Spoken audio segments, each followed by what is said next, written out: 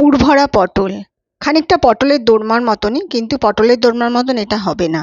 পটলের বীজগুলো পরিষ্কার করে বার করে নিয়ে এবার মাথাটা কেটে বার করে নিয়ে এবার ওটাকে ভেজে রাখুন। এবার একটু কড়াইতে অল্প বেসন দিন, দিয়ে প্রথমে খোলা আঁচে ভাজুন, হালকা একদম ধিমি আঁচে ভাজবেন। তারপর ওর মধ্যে ঘি দিয়ে দিন।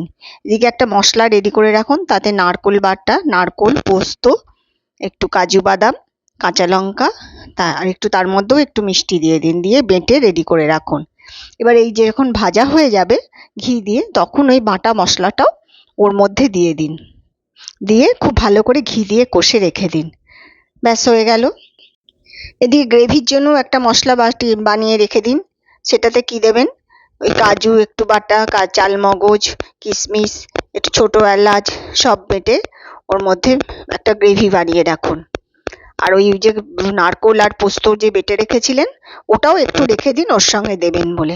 এবার পটলটার মধ্যে ওই পুরগুলো ঠান্ডা হয়ে গেলে, পটল ভাজাটা ওই পুরগুলো চেপে চেপে ঢুকিয়ে দিন, দিয়ে এবার মশলাটা কষে নিন।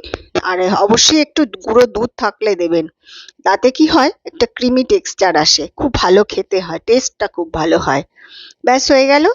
এবার কড়াইতে তেল দিন, সাদা তেল বা অল্প ঘিও দেবেন সাথে, বেশ ভালো লাগবে খেতে, রুটির সঙ্গেই মেনলি এটা হয়। এবার ওই যে মশলাটা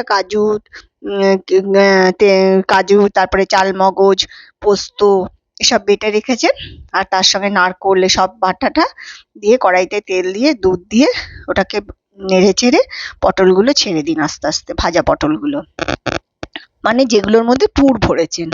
ব্যাস হয়ে গেল।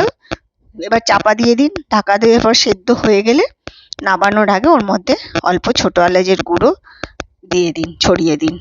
আমার এটা ঘরে বানানোর গুঁড়ো, এমনি গরম মশলার গুঁড়ো নয়, অতটা টেস্টি হয় না গরম মশলার গুঁড়োটাতে।